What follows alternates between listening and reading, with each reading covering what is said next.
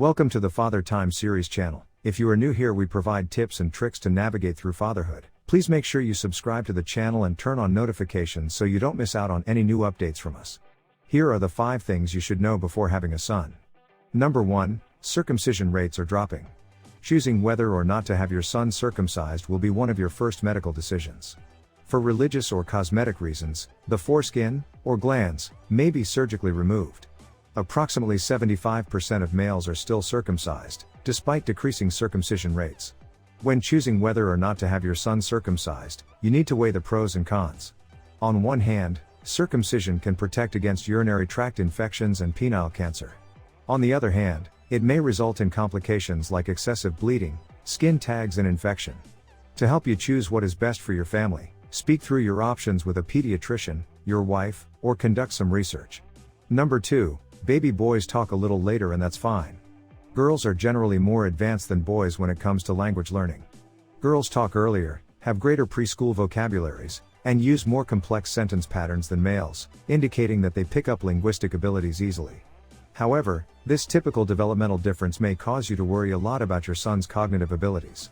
Don't worry too much. According to studies, males catch up swiftly in the elementary years.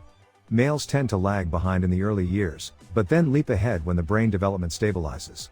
Furthermore, as children grow up, all children become more proficient with language.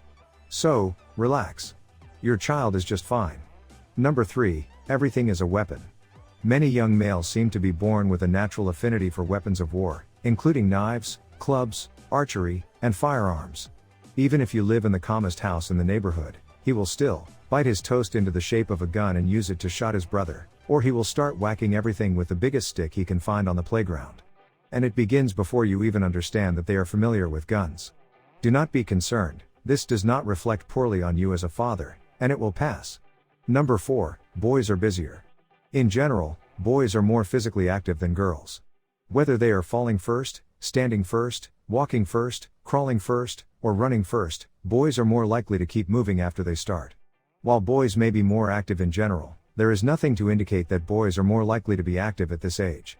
Boys may be more likely to run or move quickly, or do things involving power, but both boys and girls are active in different ways.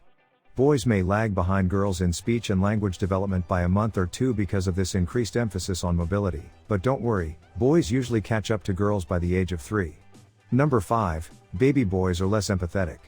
No one is accusing your adorable baby boy of being a jerk, but research regularly shows that guys are less able than girls to identify emotions in others and feel their pain.